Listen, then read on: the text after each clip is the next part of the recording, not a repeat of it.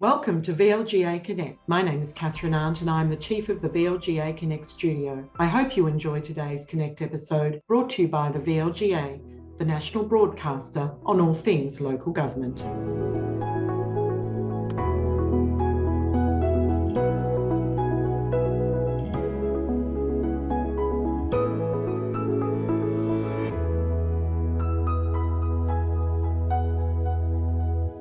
Hello everyone and welcome to VLGA Connect. It's our Wednesday episode and I'm delighted to have joining me today the CEO of the VLGA, Kathryn Arndt. Kathryn, welcome back to VLGA Connect. Hi Chris, how are you going today? It's been a long time, I feel, since I've sat here and had a chat to you. Yes, well, we used to do the weekly newsroom, of course, through COVID. Things have gotten rather hectic and busy again. So that was probably our first program in the VLGA Connect family that got the chop. Oh, it was, but it was the one that kicks things off. So I'm pretty confident that what we've got, instead now probably fills up all those spaces anyway. But, of course, we can always catch up at any time just to particularly on something like we're going to talk about today. Yes, a couple of important things to talk about today. I want to get to the VLGA's submission to the Local Government Culture Review in just a moment. But firstly, your impressions last week, International Women's Day. Lots of terrific events were held, not the least of them being the VLGA's morning tea event, which I understand was a sold-out event on the Monday.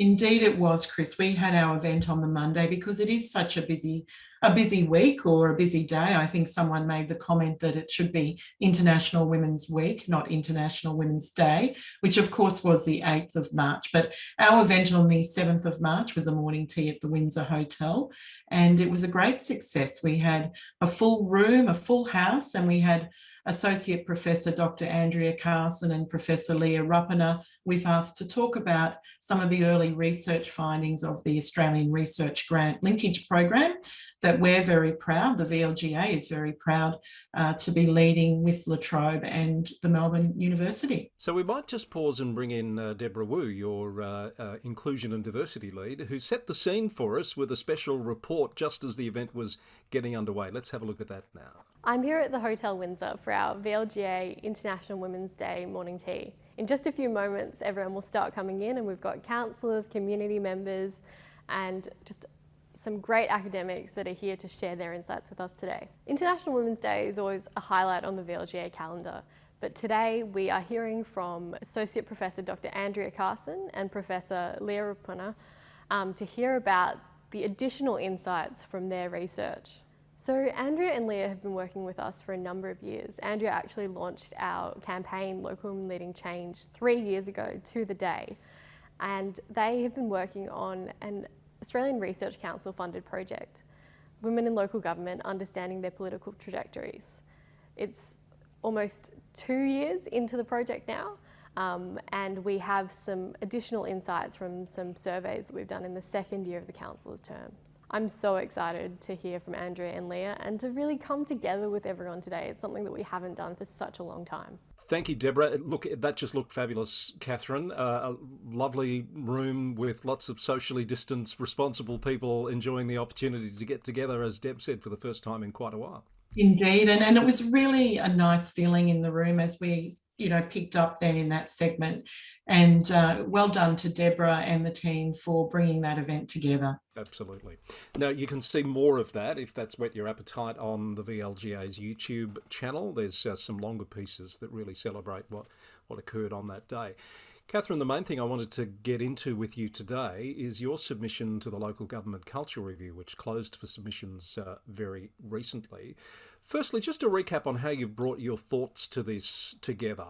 Well, when we first heard about the review or the idea of a review, and that was in conversations that we'd had with the Minister for Local Government, Sean Lean, we were really excited about the opportunities that this review might bring for the sector. So we were very conscious about ensuring that our submission reflect a number of conversations, and particularly focused conversations that we have had, and we also reached out and had, particularly in relation to the review, with academics, with former politicians, with leaders in their field, with people in the local government sector and around the local government sector, to really ensure that our response to the discussion paper was informed and well considered. So, Kathryn, let's look at some of the ideas and contentions, I guess, that you're putting forward in your submission. You just mentioned the role of state government there briefly. One of the things that struck me early in the document is this sense that perhaps actions sometime speak louder than the words of wanting local government to be its own distinct level of government. What do you mean by that? Look, that was one of the common themes that came through when we spoke to a number of different, stakeholders that we consulted with, was this sense that perhaps local government wasn't given the respect that it was due, and therefore even the autonomy to act like this, independent level of government. And we know that in Victoria, in the Victorian Constitution, local government is noted to be a third level of government. So a lot of the people that we spoke with were concerned that that lack of respect did have implications for the local government sector and did influence the culture.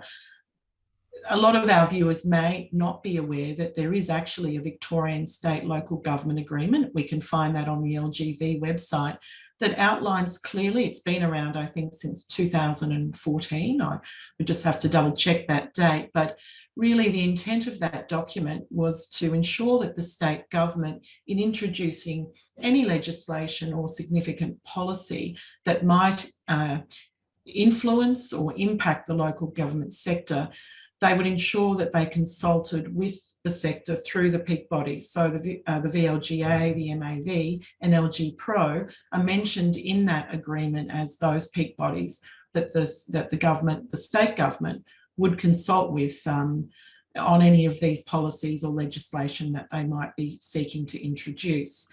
Now, in recent years, it seems that that agreement is perhaps being overlooked at times, and we've seen that very recently with the proposed bill for the social and affordable housing initiative, where the local government sector, I guess, was overlooked and wasn't consulted with when the state was considering that legislation. So, Kathryn, one of the points you make is that when actions are not aligned with those high-level stated aims and objectives, it can lead to a sense of powerlessness, which you're contending is perhaps part of or contributing to an undesirable culture at times.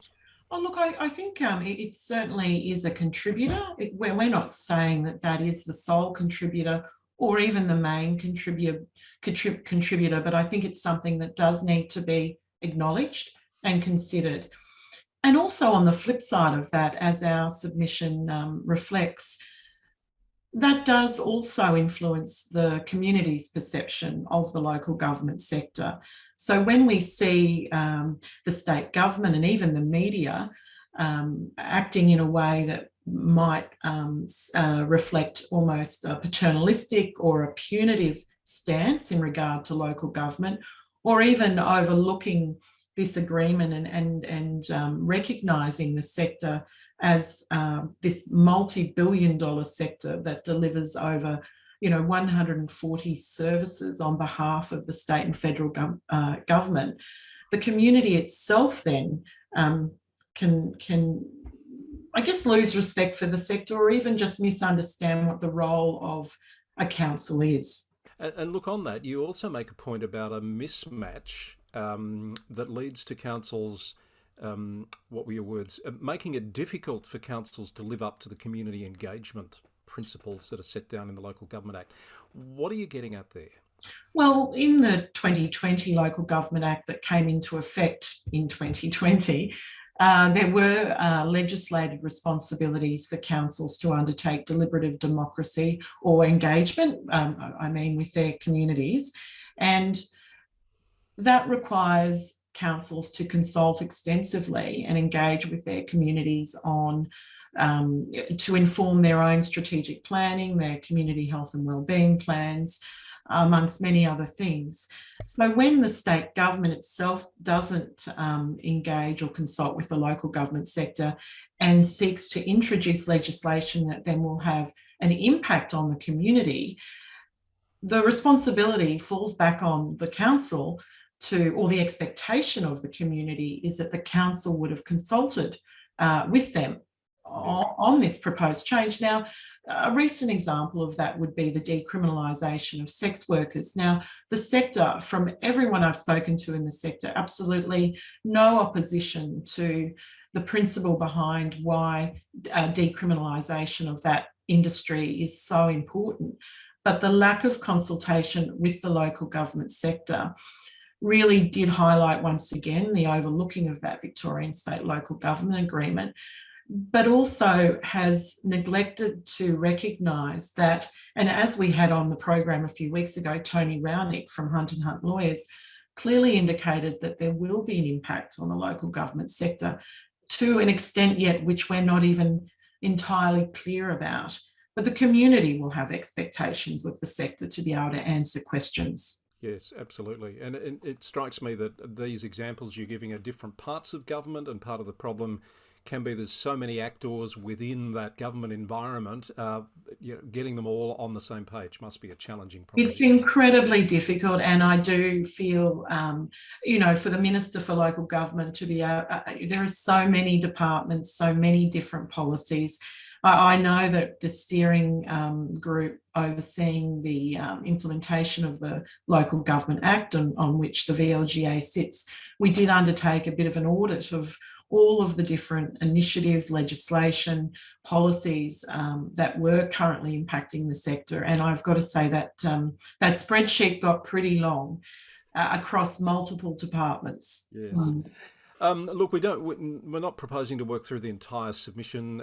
It will be publicly available for people to delve into. But one other thing I did want to touch on with you is this idea of a political versus good governance tension. And this is really getting to the heart of the notion that the paper suggests that councils could act more like boards, yet boards aren't political animals like a group of elected representatives can be, are they? Therein lies a tension. Oh, absolutely, Chris. And look, I know that there is a sense perhaps at the state government level that they do see that councils or feel that councils and groups of councillors should act as a board of directors. So what we've sought to do in our submission is to really highlight the tensions, though, the systemic tensions that make that very difficult to achieve, particularly in the current system. And I must just say, Chris, that whilst for the majority of our submission we've tried to, I guess, incorporate recommendations in the context of the current policy framework,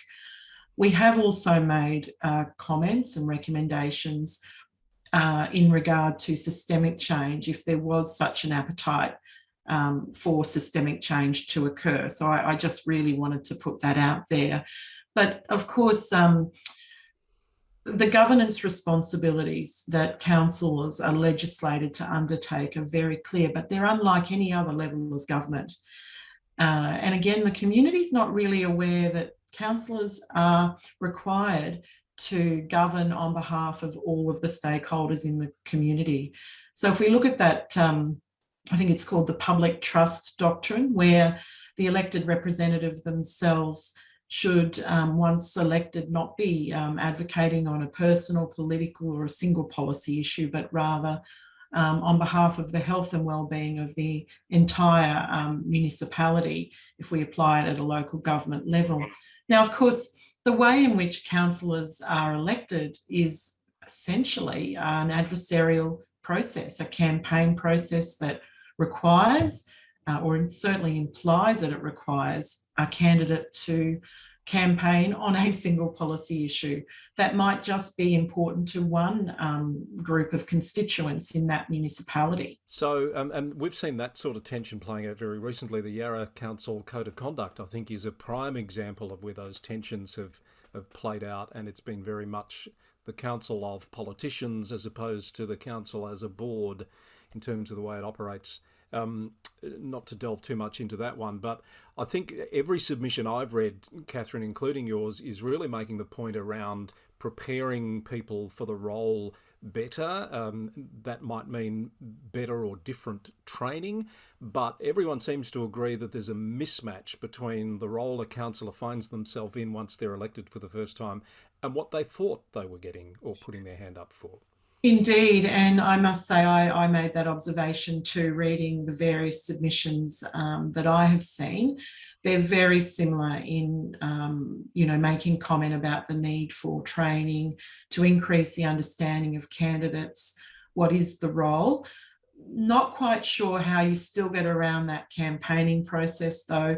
Well, even you might have gone through that training, but ultimately to get elected, you're suddenly having to pick that issue or target one particular group in the community in order to get the votes. I do reflect, though, on our colleague over in Canada, Ian McCormick, making a comment that the election process should be like a job interview. And then once elected, the councillors, of course, should be, their performance should be ranked against, I guess, how they've delivered to the community and fulfilled their responsibilities as a group of councillors. Professional development or ongoing professional development might be one of those performance indicators that voters would look at. So again, our submission references the need for ongoing professional development amongst the council group once elected also. Perhaps just one other theme I'll get you to comment on, the issue of managing conflict amongst councillors and the need for more or better early intervention tools. You make some points about that in your submission. Again, that's, I think, fairly common across those submissions that are being made. Yes, there's been lots of commentary on early intervention, conflict management. We see it so often in the local government sector. We've gone so far as to even suggest that perhaps there needs to be an independent body, sort of at arm's length, where councillors or councils can go for confidential advice in the first instance. Again, ask the question in a safe place, no judgment, where you might be able to get some guidance, and potentially that same organisation or body offer some sort of conciliation and mediation service where councillors can come and, rather than play out that conflict and tension around the council, in the council chamber, they could do that elsewhere. Now, I mean, that's still not ideal, but it could be an alternative worth looking at. Ultimately, we do hear so often that a lot of time is being taken up managing these, or trying to manage these conflicts in the council chamber, and the business of council is actually, falling behind because of that. You've reminded me, I did notice the suggestion perhaps of some sort of an integrity advisor panel, but also some mechanism to support CEOs who invariably from time to time get caught up in the midst of what's an inherently political issue. They become the meat in the sandwich, don't they? Oh, look, absolutely. And we've commented in our, I think we included quite a lengthy piece in our submission about that CEO employment relationship. We have a staff of about 45,000 people in the local government sector, and yet there isn't a separation of the administration from the elected representative arm, again, unlike any other level of government. And I think that does create some tension and difficulty, particularly when a CEO is employed to oversee the delivery, the operational delivery of services to the community.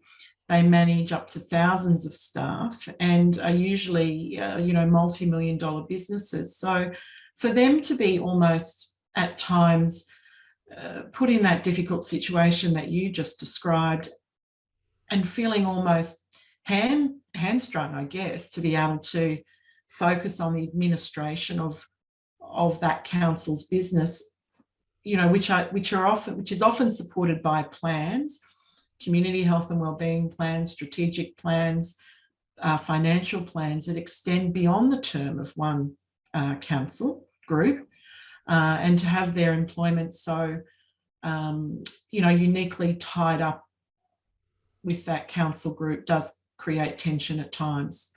So, Kathryn, we might wrap that up there, and I'd recommend if anyone has even a passing interest that they read your submission. It is a good read. It's not a difficult read, and it raises some really salient points, I think. And I think one of the, if nothing else, one of the things coming out of this culture review is the opportunity for these types of issues to be explored and talked about with this platform that's been made available. It's been pretty much a difficult thing to do prior to this, hasn't it? It has been. It's as I said at the beginning, we see this as a real opportunity to get that conversation started. We will be talking about this again at our Fast Track program on Friday, the 18th of March. We have a panel. We have the Executive Director of Local Government Victoria. We have one of the academics who was engaged by the state government as part of this review process, Professor Anona Armstrong, to talk on that panel. And there's an opportunity for councillors to, I guess, hear straight from the horse's mouth, so to speak, but also to engage in some, a bit of a workshop afterwards and a conversation about this, because we're really only at the beginning of the process. Absolutely. The state government has indicated that they would like the sector to lead, I guess, this cultural review and what might come from it. The VLGA, welcomes that, but we also do note that the sector needs to be very clear as to what the parameters are. What's in, what's out, what can we do, what can't we do? Yeah, good points, all of those. Thank you, Kathryn. Now, before we let you go, speaking of panels, we've got the first for the year of our global panels involving the VLGA and the LGIU coming up next week now, the 24th of March. This is going to be an exciting opportunity to learn about different types of reform in the sector. That's right. And I think it's hot off the back of this local government cultural review here. As you said, the theme is local government reform. We have a CEO from New Zealand. We have the CEO of Limerick Council, a CEO from the UK, and also we have our own Dr. Marcus Spiller from SGS Economics and Planning, who has been around the local government sector in Australia for many years, and of course was one of the people that we also spoke to in regard to our submission. So looking forward to that panel, Thursday, the 24th of March, kicking off here, I think at 6:30 p.m. Which is quite early over there in the UK. I think it's 7:30 for them, but hopefully it should be a very enlightening discussion, I think. Yes, looking forward to it, Kathryn. I can tell you we're going to hear about Three Waters reform, which is the hottest topic in local government governance in New Zealand at the moment, and we're going to hear about how about 5 different councils came together as one in a restructure in the UK. That's just a couple of the topics.